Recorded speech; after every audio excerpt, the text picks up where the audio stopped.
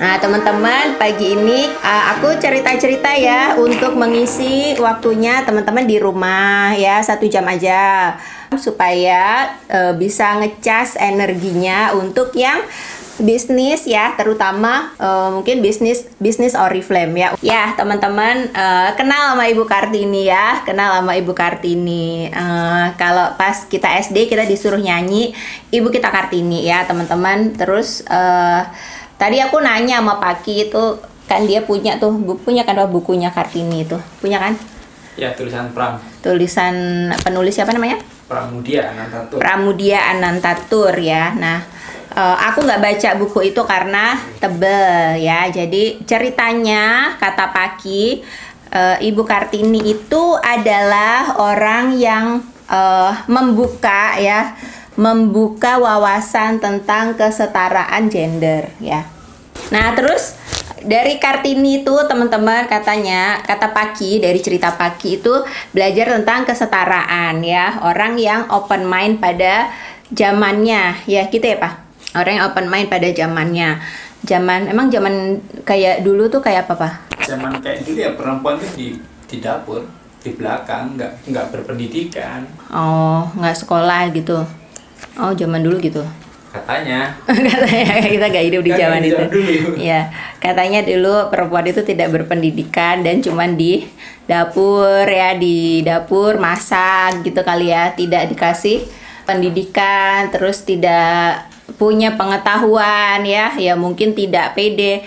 Itu Jawa kan ya Pak? Iya, tapi itu sebenarnya ya bawaan budaya dimanapun.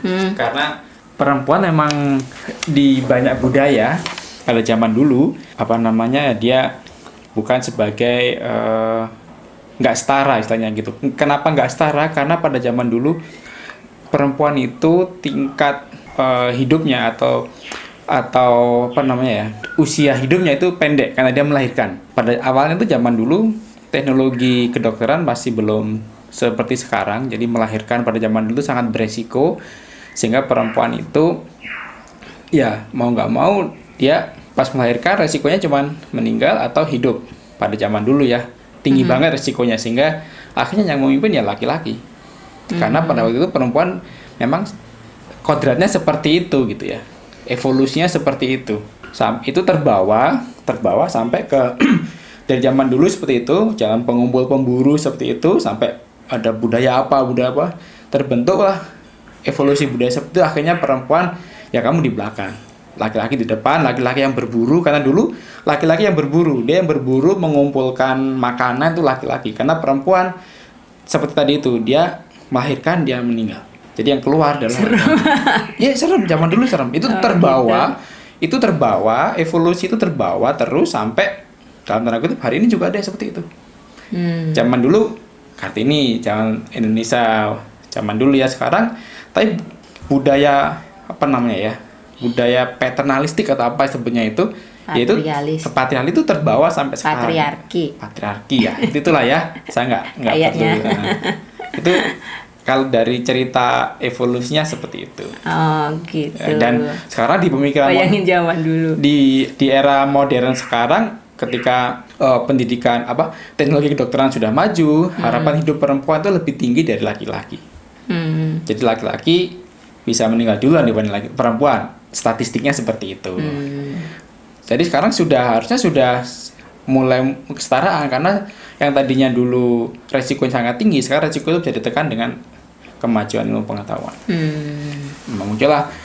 Mulai muncullah pemikiran tentang kesetaraan di situ.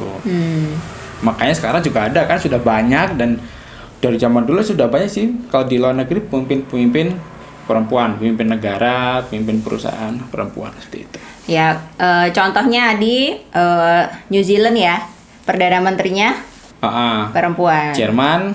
Dan itu bagus yang di New Zealand itu. Jerman dipimpin perdana menteri perempuan. Terus Inggris sempat perdana menteri perempuan. Indonesia sempat punya presiden perempuan.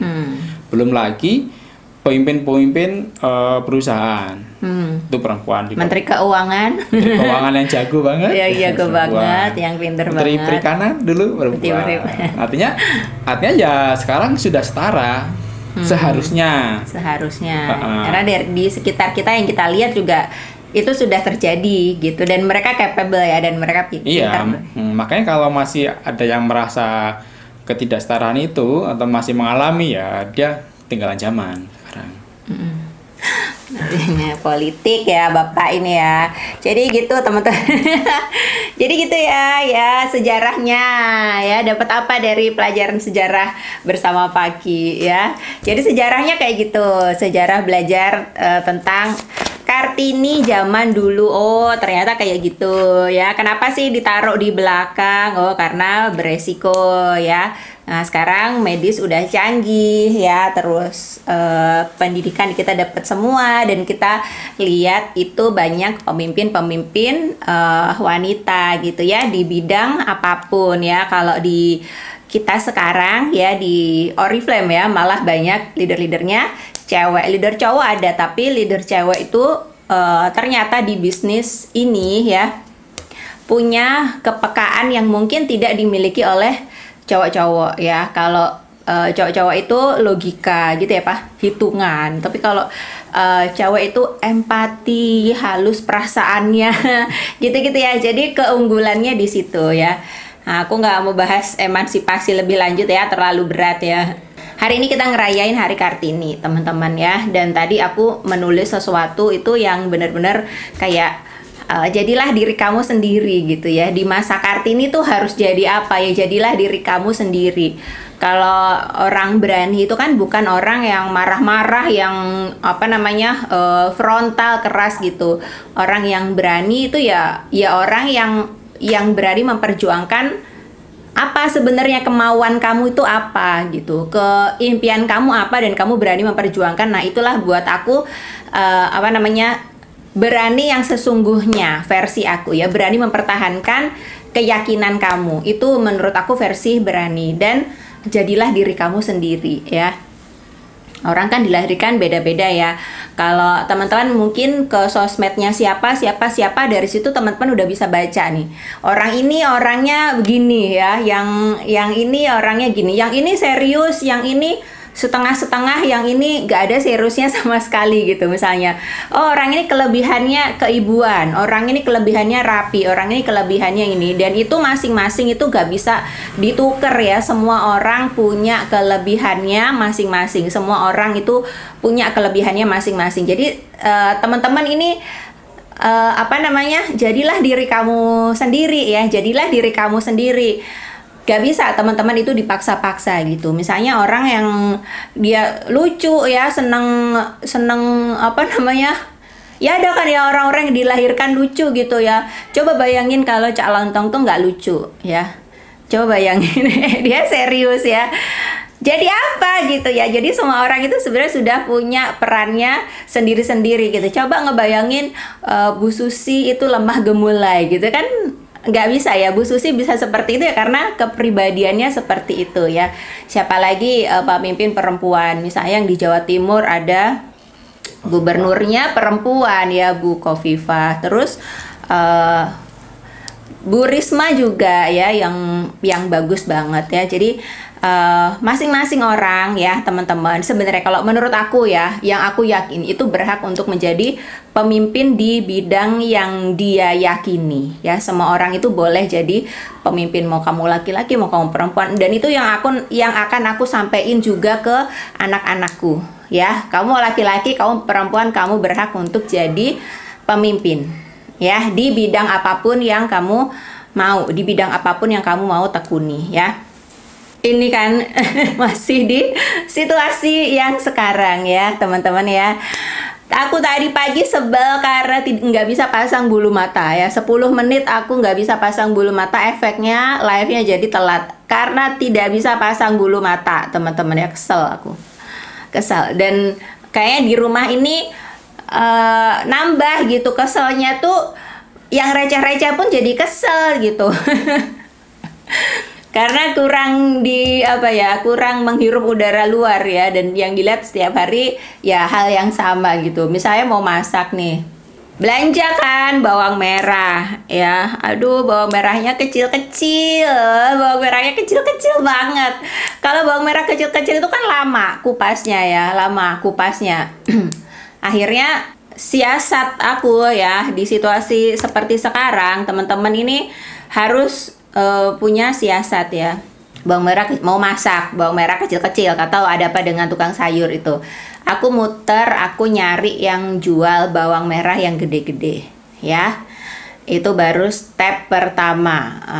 Baru step pertama. Step keduanya adalah aku taruh di baskom. Aku bilang, "Pakai kupasin." Kalau mau makan enak, kupasin bawang merah. Jadi nanti pas aku masak itu udah bawang merahnya udah terkupas ya dengan rapi. Jadi aku tinggal motong aja ya. Ada sih beli teman-teman, tapi kita yang muter-muter juga nggak ketemu ya Pak. Iya pernah ada. Mau beli nih bawang merah yang udah dikupas tapi nggak ada gitu ya. Jadi solusinya adalah suruh asisten Anda ngupasin ya. Kan maksudnya kalau receh kesel yang kecil-kecil itu numpuk teman-teman, itu kan nggak sehat ya, nggak sehat gitu. Jadi harus carilah solusinya apa ya. Kalau kesel-kesel numpuk itu cari solusinya ya. Terus udah di bawang merah ya.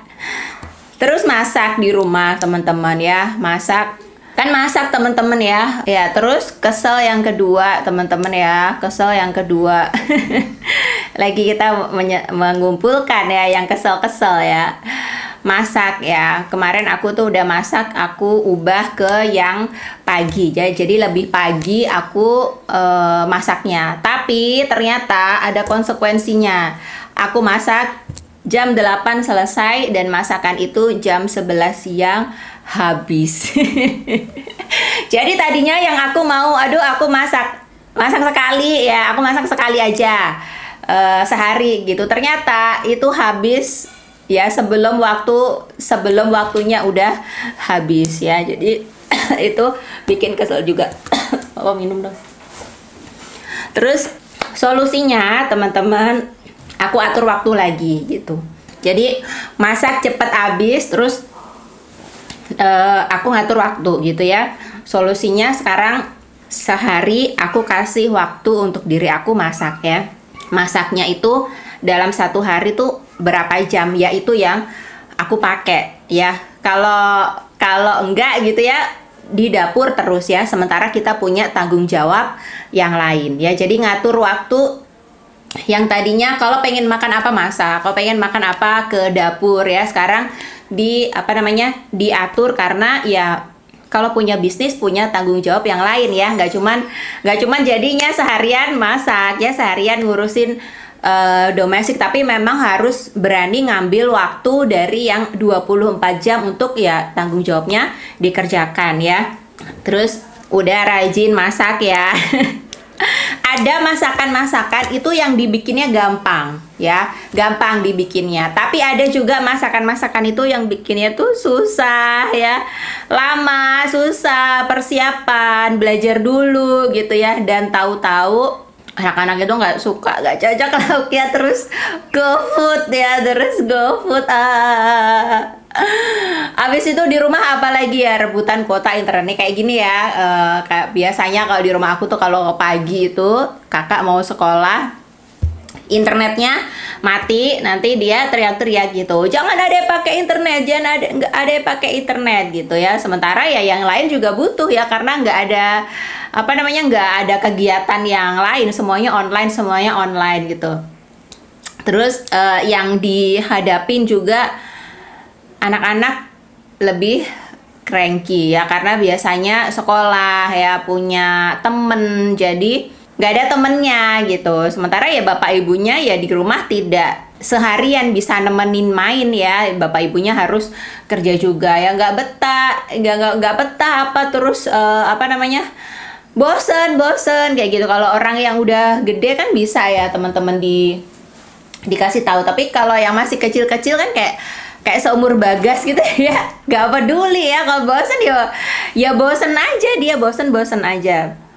Nah hal-hal kecil itu ya kalau misalnya numpuk dalam dalam jangka waktu tertentu itu berbahaya gitu ya. Hal-hal yang misalnya numpuk ya, hal-hal energi-energi yang kayak gitu numpuk dalam jangka waktu tertentu tuh berbahaya buat diri kita, berbahaya ya.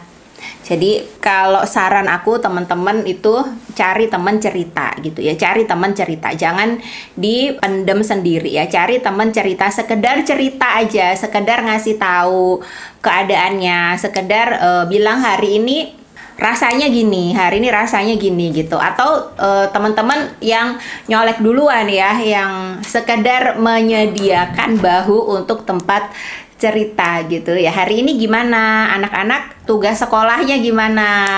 Hari ini masak apa? Kadang apa ya, colekan yang mungkin kayak ya apa sih colekannya receh gitu ya, kayak nggak ini, tapi mungkin ada orang yang benar-benar nunggu kita sapa untuk kita tanya yang kayak gitu ya. Ya kita nggak pernah tahu ya teman-teman ya. Kalau di kondisi sekarang sebisa mungkin kita yang menyediakan itu ya, yang keliling ke teman-teman kita nanya gitu, gimana hari ini, baik-baik aja nggak gitu, karena mungkin nyolek sedikit ya, nyolek sedikit itu akan bikin apa namanya, orang itu semangat sepanjang hari ya. Kayak kemarin aku dicolek sama seseorang, hanya dibilang kayak gini, ah itu yang kamu bikin itu bagus loh gitu ya. Pagi ya, di pagi-pagi dicolek kayak gitu, itu yang kamu bikin itu bagus loh, keren loh, gimana tuh kayak gitu bikinnya, aku nggak ngerti kamu punya waktu untuk bikin yang kayak gitu. Itu langsung seharian itu aku langsung semangat tuh kerjanya ya, karena ada orang yang menghargai gitu ya. Orang itu kalau dihargai dia akan apa namanya, ngasih lebih banyak dari yang bisa dia lakukan gitu. Jadi hari ini mungkin teman-teman kita sedekahnya sedekah semangat ya. Coba colek deh teman-teman kita, sekedar nanya untuk apa kabar hari ini ya, rebutan kuota nggak di rumah gitu. Terus misalnya bawang merahnya kamu kecil-kecil apa gede-gede yang di rumah misalnya, terus hari ini masak apa gitu ya. Itu penting ya, karena kalau hal-hal kecil numpuk dan kita tidak handle itu jadi berbahaya. Jangan kamu berpikir kamu tuh superwoman atau orang yang super yang bisa menyelesaikan semuanya sendiri. Enggak, kita manusia biasa ya, kalau butuh cerita-cerita gitu. Dan untuk saat ini teman-teman, kalau bisa gitu ya, hilangkan rasa kesel ke orang lain, hilangkan rasa sebel, prasangka kayak dendam, dengki, dongkol kayak gitu tuh hilangin. Untuk saat sekarang nggak ada gunanya kamu sebelin siapa, nggak ada gunanya. Untuk sekarang lebih baik, karena kita butuh energi ya untuk bangkit ya, kita butuh energi untuk melanjutkan hidup, untuk berusaha ya, untuk yang kalau kita leader ya, kita butuh energi untuk ngasih energi itu ke tim kita. Jadi ibaratnya hati kamu segini, yang separuh kamu isi sebel sama orang, kesel sama orang ya, habis gitu ya, space-nya habis gitu.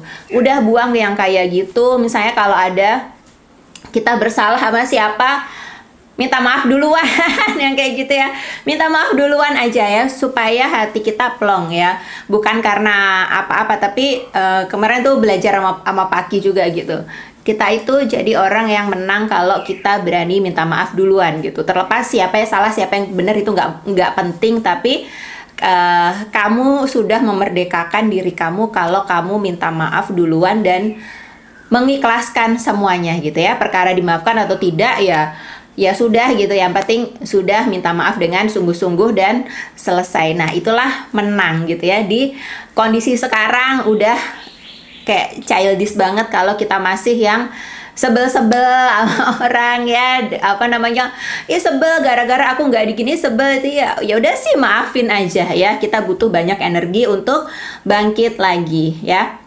Nah itu udah ya teman-teman ya. Jadi pertama, jadilah diri kamu sendiri ya, jadilah diri kamu sendiri. Yang kedua ya, kalau kesel-kesel itu ya jaga imunitas ya, diikhlasin ya, kalau ada yang disebelin maafin aja, atau teman-teman minta maaf duluan ya, itu jauh-jauh lebih bagus ya. Terus apa namanya, yang ketiga, dekatkan diri sama yang bisa ngasih energi positif ya.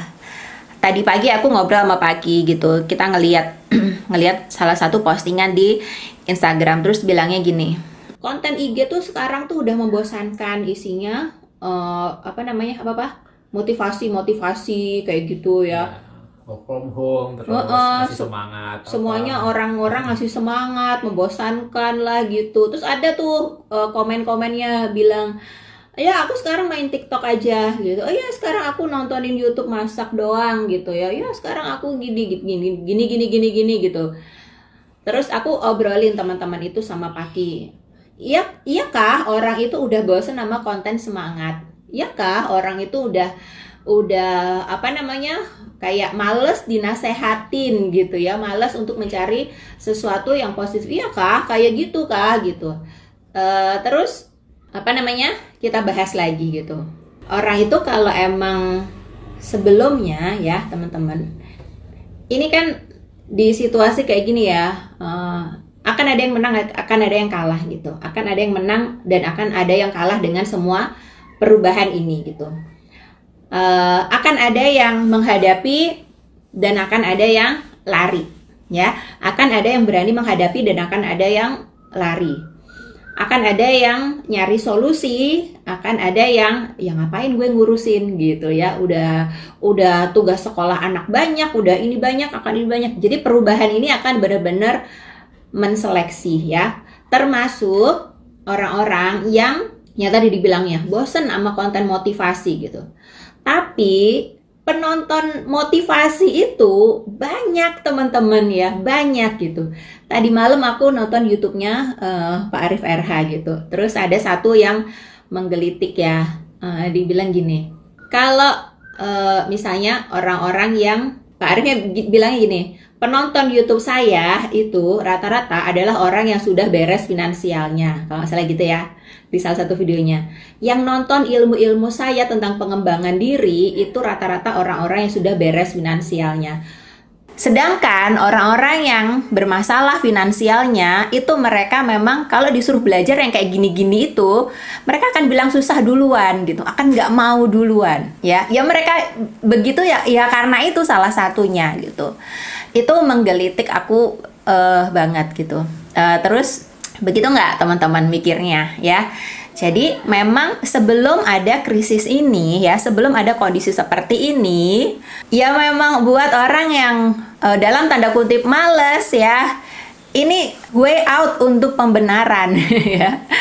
Kalau dari dasarnya dan sebelum ini emang males ya, emang tidak mau apa namanya, kalau kita pemimpin bisnis ya berarti kita punya tanggung jawab ya sama bisnis kita ya. Memang dari sebelum ada krisis pun rasa tanggung jawabnya tuh nggak ada, bahkan kecil banget gitu, bahkan samar-samar gitu, bahkan nol ya. Dan ada krisis ini pembenaran gitu ya, makanya jadinya yang lari ke sana, lari ke sini, lari ke sana, lari ke sini gitu.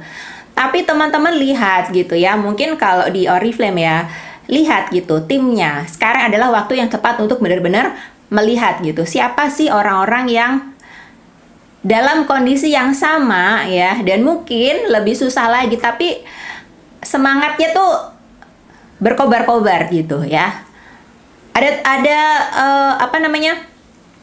Ada yang harus dikerjain ya, dikerjain ya. Ada yang harus dipelajarin. Dan ini saatnya buat mereka untuk ya, aku harus menang gitu ya. Ini saatnya untuk belajar. Ini saatnya untuk aku apa yang aku belum tahu, aku harus tahu gitu. Mungkin kalau kemarin-kemarin aku kerjanya cuma 50%, sekarang aku harus 100%. Ini saat yang tepat untuk merubah hidup aku ya. Ada yang berpikir seperti itu. Tapi untuk orang-orang yang memang dari awalnya ya mereka nggak tertarik bisnis, mereka bisnisnya ya sekedarnya ngerjainnya ya, mereka tidak punya motivasi lagi, tidak punya impian lagi, jadinya ya pembenaran gitu ya. Emang situasi lagi gini, ya udah aku ngerjain yang lain aja gitu ya. Jadi teman-teman Yang give up memang yang sebelumnya tidak punya cukup niat gitu ya. Jadi melihatnya ya kalau aku seperti itu gitu ya. Karena kalau kamu emang komitmen nggak kamu sama bisnis ini? Komit nggak kamu sama bisnis ini gitu? Komit nggak kamu dengan impian-impian kamu yang pernah kamu tulis, pernah kamu omongin, pernah kamu bayangkan akan terjadi suatu hari nanti akan terwujud? Kamu komit nggak untuk mewujudkan itu gitu? Kalau kamu komitmen ya kamu akan tetap ada, kamu akan cari jalan keluarnya. Tapi kalau memang tidak punya itu, ya ini akan jadi pembenaran aja gitu, dan akan jadi kayak semakin aku dikasih kesempatan untuk ya udah aku akan ngerjain yang lain aja gitu ya. Jadi mesti jeli teman-teman ya, mesti jeli. Ingat nggak kalau yang udah pernah baca buku atau mungkin nonton filmnya Mary Riana ya. Mary Riana dia adalah produk dari krisis 98 ya. Aku baca bukunya yang waktu itu adalah ketika krisis 98 dia diungsikan sama orang tuanya, dikirim ke Singapura untuk belajar gitu ya, dan orang tuanya struggle banget di Indonesia dengan usahanya yang jatuh bangkrut dan lain-lain. Mary Riana harus sekolah di sana dengan kiriman yang kadang ada kadang nggak ada gitu. Terus sampai di sana tuh makan tuh diirit-irit ya, makan mie instan gitu. Terus dia minumnya tuh dari air keran kampus ya, dari situ gitu. Saking dia harus hemat karena dia tidak punya uang untuk beli air minum ya gitu ceritanya waktu aku baca di bukunya. Dan dari kesusahan itu terbentuklah teman-teman daya juangnya gitu. Dia jadi mikir aku harus gini, aku harus gini, aku harus gini. Dan teman-teman lihat sekarang Mary Riana kayak gini gitu ya. Dan yang aku suka adalah udah sukses tapi berbagi inspirasi gitu, menyemangati orang-orang yang belum seperti beliau gitu ya, belum semapan beliau tuh, kasih inspirasi, kasih semangat tuh. Aku seneng banget melihat orang-orang yang seperti itu. Nah, berkaca aja dari situ gitu. Sebenarnya krisis ini membentuk kamu gitu ya. Situasi ini tuh membentuk kamu. Tergantung kamu mau dibentuk atau mau lari ya. Kamu mau ditempa atau kamu mau menghindar gitu. Ya, ini gitu. Emang lebih sibuk daripada biasanya memang ya. Aku nggak denial itu memang ya. Di rumahku pun chaos. Di rumahku pun dari yang masak kadang-kadang lengkap, kadang-kadang nugget, kadang-kadang goreng telur, kadang-kadang dadar apa ceplok apa rebus ya. 3 menu 1 bahan ya. Ya itu yang dialami semua orang sekarang gitu. Tapi kuncinya adalah kamu komitmen apa tidak ya. Kamu komitmen apa tidak. Semua orang yang bisnis harus punya komitmen. Kalau kamu ngerjain sesuatu tidak ada komitmennya, itu namanya sorak-sorak bergembira aja gitu ya. Itu sekedar hobi gitu. Kalau lagi masanya seneng dijalanin, kalau lagi masanya nggak seneng dihindarin ya. Ya nggak apa-apa sih gitu, tapi kalau aku enggak gitu ya, nggak apa-apa sih, itu kan pilihan masing-masing orang ya. Kalau aku ya enggak gitu, karena aku tahu kalau cuman kayak begitu ya aku nggak dapat hasil yang besar, sedangkan aku ngerjain sesuatu nggak untuk main-main gitu ya. Terus jadi intinya adalah no give up, karena kita punya contoh kayak kalau di dunia bisnis hasil krisis itu Mary Riana gitu. Kalau di Oriflame teman-teman lihat para Hall of Fame ya, itu udah cukup bukti banget gitu ya, bukti setia, bukan hanya setia tapi beradaptasi ya. Bukan hanya kita bertahan ya, yang nggak gitu juga gitu ya, bukan cuma bertahan pokoknya di sini pokoknya nggak give up ya, nggak gitu juga, tapi bersedia ya belajar hal baru ya, mau menata dirinya ya, mau menata emosinya kayak gitu-gitu ya. Jadi akan ada yang menang dan akan ada yang kalah ya. Itu sudah pasti, dan teman-teman ingat-ingat itu sudah pasti. Akan ada yang menang dan akan ada yang kalah teman-teman. Kita mau jadi yang menang atau jadi yang kalah, tanyakan pada komitmen kita, tanyakan pada apa yang kita perjuangkan di sini, sejak dari awal dulu kita join gitu ya. Dari awal dulu kita mulai ngerjain bisnis apapun itu pasti ada tantangannya sekarang, tapi kita mengerjakan ini tuh untuk apa gitu.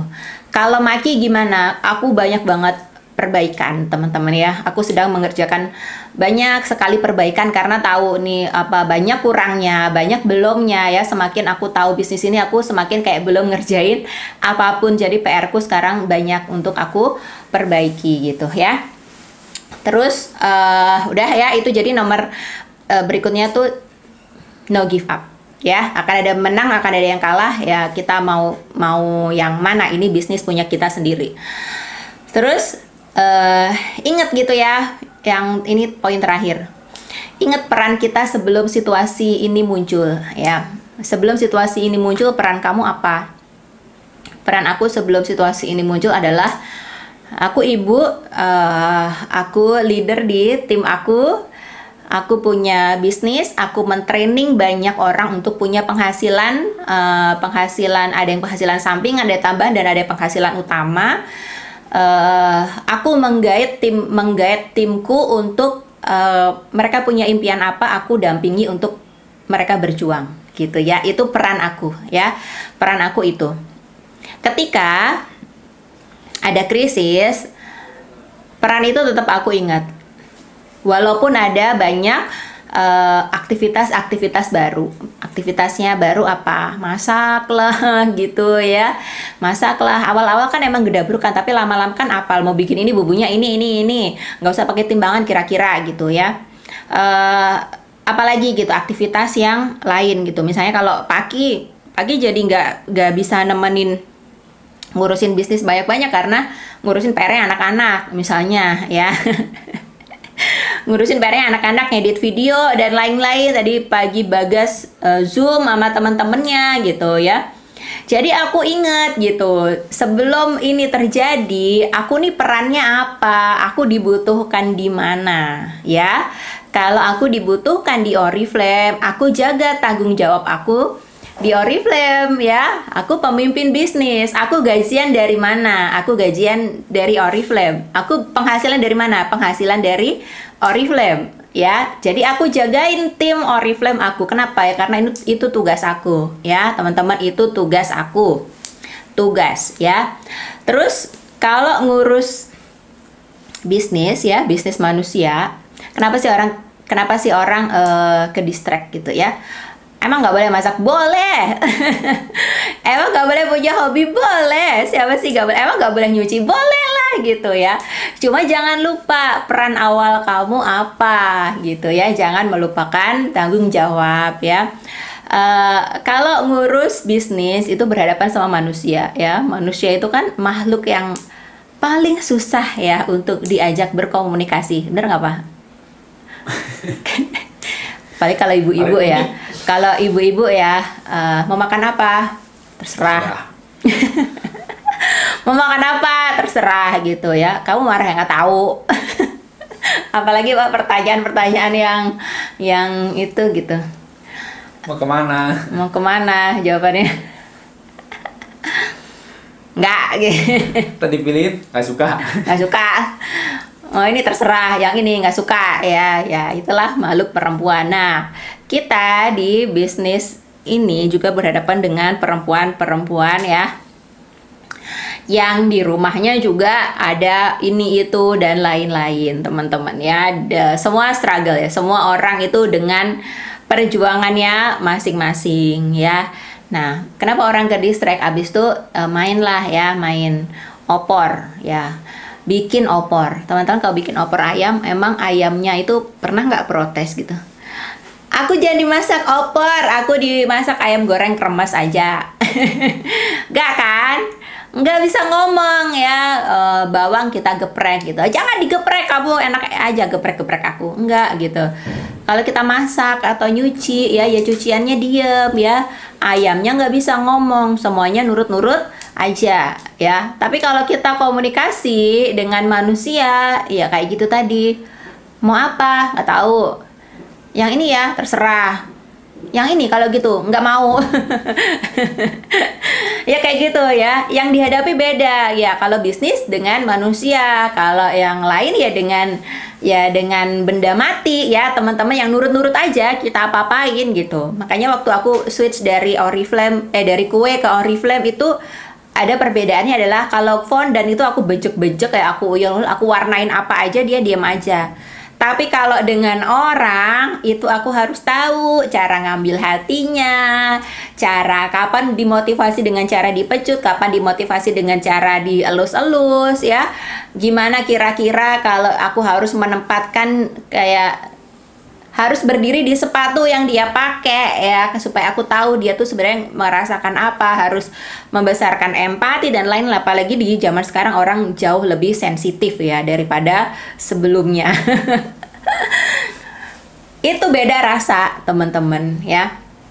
Ngurus bisnis itu memang ya ya memang kayak gitu.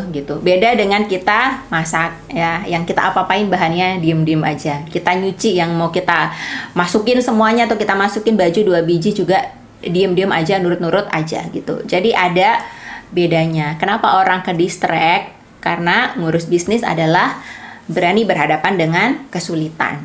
Ya, mengurus bisnis adalah berani berhadapan dengan kesulitannya, berani berkomunikasi, ngomong dengan manusia-manusia yang sangat beda-beda kepribadiannya, ya. Kalau di kondisi sekarang gimana Maki ya? Kalau aku lebih tidak membebani diri aku sendiri, gitu ya. Misalnya aku kembalikan teman-teman, bisnis ini adalah bisnis punya masing-masing orang, gitu ya. Aku mengerjakan yang sebisa aku ya, mengarahkan ya, ngasih fasilitas, ngasih ini dan lain-lain. Kalaupun misalnya orangnya enggak, ya sudah gitu ya. Tugas aku bukan meratapi atau nangis atau kesel gitu ya, karena nggak boleh kesel di situasi sekarang, butuh energi banyak. Tugas aku adalah mencari solusinya gitu ya. Jadi aku tidak membebankan ke diri aku ya. Kalau mau hayu, kalau misalnya enggak ya sudah gitu ya. Aku akan mencari solusi yang lain gitu ya. Jadi inilah di Kartini masa sekarang ya teman-teman. Mungkin teman-teman punya pandangan yang lain ya, nggak apa-apa. Tapi begitulah cara aku mengelola bisnis di zaman sekarang, di era sekarang ya. Aku berusaha untuk mengisi diri aku dengan yang positif, dengan yang baik-baik, karena itu yang aku butuhkan ya. Itu yang aku butuhkan karena anak-anakku di rumah ya, 24 jam mereka di rumah. Kalau mereka ada ke sekolah ya, mungkin pas mereka di sekolah aku bisa lah yang stres dan lain-lain ya. Kalau anaknya di rumah 24 jam terus kamu dilihat anak-anak kamu, terus kamu mau bagaimana? Kan harus menjaga ya, harus menjaga. Jadi fokus ke solusinya ya, dan berusaha sebaik-baik yang kita bisa, tapi kita bukan penentu semuanya ya teman-teman. Terakhir dari aku ya, untuk yang punya bisnis, kamu nggak jalan sejauh ini hanya untuk sampai di sini ya. Kamu tidak jalan sejauh ini hanya untuk sampai di sini. Masih panjang, di depan sana masih panjang. Jadi siapkan hatinya, siapkan energinya. Kita mau maraton ya, kita mau disuruh belajar yang banyak, mengambil hikmah yang banyak ya. Aku di sini nggak untuk menasehati siapapun teman-teman ya, tapi itulah yang aku kerjakan ya. Itulah yang cara berpikir aku seperti ini, cara bekerja aku seperti ini, cara mengelola sehari-hariku ya seperti ini ya. Tidak ada yang sempurna karena aku tidak sedang berlomba dengan siapapun ya. Nggak ada kontes ibu teladan yang masakannya paling enak, setrikannya paling rapi apa kayak gitu, nggak ada ya. Jadi aku berusaha yang aku bisa ya, berusaha yang terbaik aku bisa, menjaga tanggung jawab yang dibebankan ke aku ya, menjaga tanggung jawabku, menjaga peran aku sebagai ibu rumah tangga ya, istri ya, ibu ya, dan seorang pemimpin bisnis ya. Gitu aja teman-teman ya. Hari ini aku sebenarnya janji mau ngasih kenalan anak-anaknya Susan. Tolong ambilin. Maki mau lihat anak-anaknya Susan nih Pak, netizen Pak minta mau lihat anak-anaknya Susan Pak. Ya kita bawa kameranya ya. Susan ada yang mau lihat.